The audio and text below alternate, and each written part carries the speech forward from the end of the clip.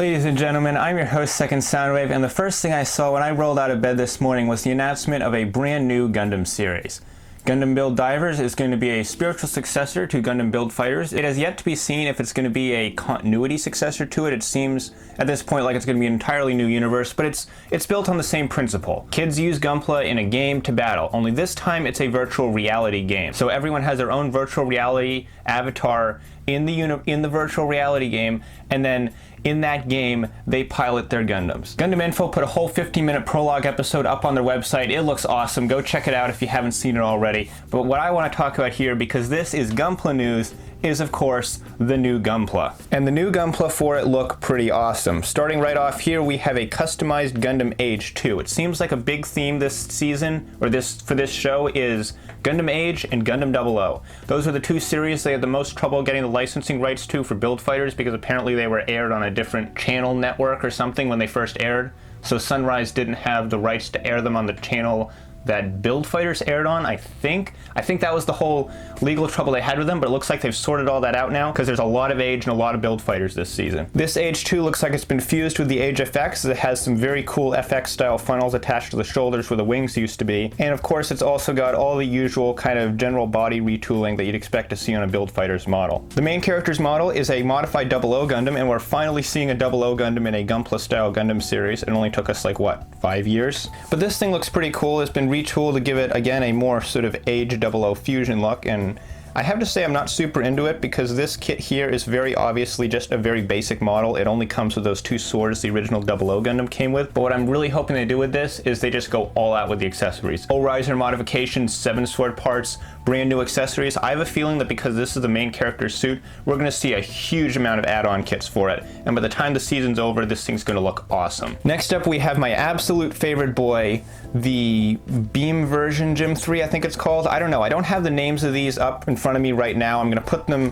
kind of down here along the bottom of the screen. But anyways, this new Gym 3 looks awesome. It's bright blaze orange. I love the new modifications to it. Everything about this just screams me, and I love it. It's orange. It's got these really cool looking beam gun sword things on his hips. The hip holstered kind of missile pod things have been dropped down to his legs. Again, like I've said before, I love it when they take parts that went on one part of a kit and move them to the other for a modification. He's also got a Gatling gun, and you know how I feel about Gatling guns. And if you don't, well, I love them. They're the best thing ever. The Red Beret Grimwire is an obvious Scope Dog reference, and I love it. Seriously though, this thing looks great. I love the Gym 3, but I think this thing might be a close second for me. I just love how this thing looks. The Grimgird was already a really interesting design, and this makes it look just a little bit cooler. His backpack is super weird in that he has 2 extra heads inside of it. So he's got a blue head, a green head, and a red head all together. These 3 heads in the anime look like there's some kind of little surveillance drone units.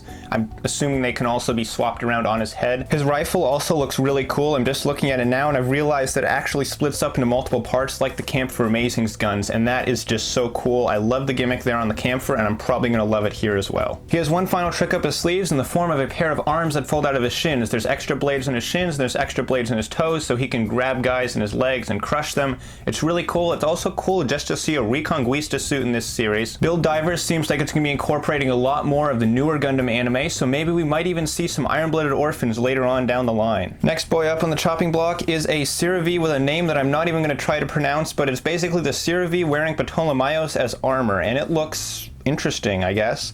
I will say that this one doesn't grab my interest as hard as the previous 2 did, but it's still a really clever design, and I like the inclusion of ship parts on the mobile suit. It looks like all the ship accessories can come off to give you a Ceravi that's a little bit closer to what we saw in 00. I especially like how they made the back of the ship replace the GN drive. That's kind of a clever bit of use of parts. This is what I think is called the Ogre Jinx. I'm not really sure. The accurate name of it is again going to be displayed right under here, and it is a Jinx that's red, and it's got a lot of Age 1 Titus influence. If you look at the shoulders here, you can see that he's got those Age 1 style beam spikes coming out of his shoulders and his arms, so he can punch and ram things. The swords also appear to be able to combine together, and this one, again, like the Ceravi, not really feeling it. It's an alright design, just not really for me. The last of the high grades is the Kapul or Momo Kapul. This one's called the Momo Kapul. This is the only one whose name I remember because this thing is adorable. It's really cool to see a Kapul in this line just because it means there's now a pretty high likelihood of us getting an HD UC of the classic Kapul. This guy as like a cute replacement for the bear guy, totally does it for me. This thing to me is way cuter than the bear guy. I love the look of it. It actually reminds me of another like Japanese character mascot, kind of, I think. I can't remember the name of it off the top of my head, but it looks really, really familiar. But yeah, this thing is just pure adorable. If you open up the head, there's even another cute little thing inside of it, and that little thing can come out and display on its own. It looks like a modified Haro, I believe. And speaking of Haros, it looks like Haros are going to be our new petite guys for 2018, and I am 100% okay with that. I've always loved Haros, and I'm really happy to see us finally get some proper models of them. They look like they're going to be around 500 yen a piece, so I would imagine they're probably going to be about the same size as a petite guy. Looking at the little images in the corner, it looks like that is the case. They also appear to have an inner frame, which is pretty insane. I am definitely going to be picking up one of the classic green ones, and maybe I'll even get a yellow one too, because hey, I love my man Lock-On Stratos. Finally, there is a little bit of non-Build Diver stuff to look at, so I'm just going to run through that really quick. We have one final IBO set, or at least I think this is the final IBO set. This is another premium Bandai set, and it's the last two Arionid Fleet style Grazes that we hadn't gotten yet. So we got the Graze Shield, which is that slightly taller Graze from the end of the series that has like the big axe and the shield. This is pretty much the last thing that I really wanted to see out of IBO, so I'm glad to see it's finally seeing the light of day. And then the Arionid Fleet Graze is just pretty much just a Graze in Regent Lace colors. It's really not anything special. To nobody's surprise, we're getting a premium Bandai red MSV colors version of the Re-100 gun cannon detector. So yeah, that's a thing. We got some more better pictures of the Gundam FSD to look at. Here you can see him with his shield folded up. And here's the shield itself, so you can see the folding mechanisms. I'm just going to run through these pictures really quick. We got a picture of some close-ups of like how the Gatling gun works. And here's a picture of a potential and actually extremely likely P Bandai kit we're probably going to be getting in the near future. Yeah, this thing just has P Bandai written all over it. Here's some more pictures of that magazine set that I talked about that kind of spoiled the release of the Gundam FSD. It looks like it's going to be able to split up into a few different parts and fold up on his back. They are showing it with a few real grade kits, but of course this weapon is meant for nobody other than the Gundam FSD. Going down further, we have some pictures of the HGUC Ground Gundam Revive version. These are, I believe, all the same pictures that we saw before. They're just individually available now, so I can show them to you at a bit of a better resolution. I can show them to you at a better resolution. The most interesting thing you can probably see here is the inside of the backpack, where you can see just how all the cannon bits fold away. Okay, here we go. This is a kit that's actually got me really excited to the point where I actually went out and pre-ordered it. Crossbone X0. I showed you a little teaser of this last time. I wasn't super into it, but I've seen the final, like, proper banner of images that they always do for the P Bandai stuff, and I love this kit. They kept the silver finish.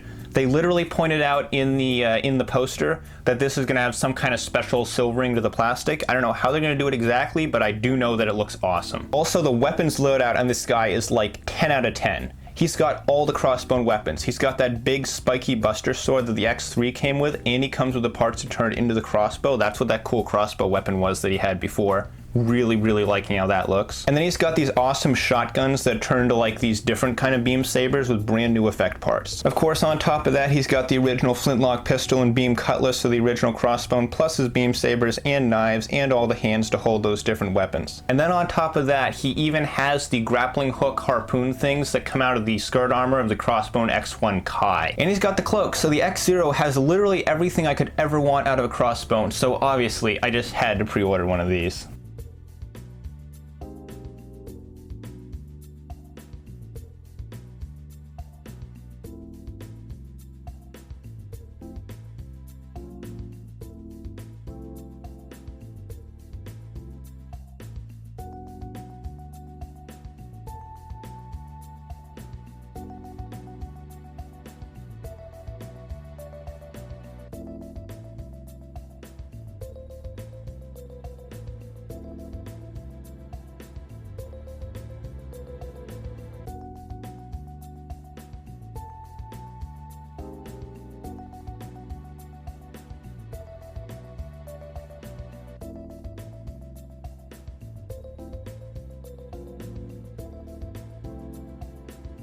That's gonna do it for today, guys. Thanks for watching. As you can see here, I did try something a little different with this episode, and I'm recording here in my room at my workbench because the other room I used to record in has pretty terrible acoustics, and all this new microphone did was amplify that fact. Now, I haven't listened to anything that's been recorded in this room using this microphone yet, so for all I know, it could still sound terrible, and I apologize for that, but as I've explained in the last episode, my main recording equipment is still giving me trouble, so unfortunately, things are gonna have to be this way for a little while. But if you still enjoyed this video, be sure to leave a like, and if you're new here, if this is your first time on the channel, I'm Second Soundwave, you're watching Channel 2S. This is where I do all sorts of fun Gunpla stuff. I had a little bit of a slow, kind of rough start to the year, but I'm trying to pick back up speed again, so if you want to hit that subscribe button, you're going to see a lot of pretty cool Gunpla stuff coming to your sub feed over the next few months. That's all for today, so thanks again for watching, and I'll see you next time. Take care, guys.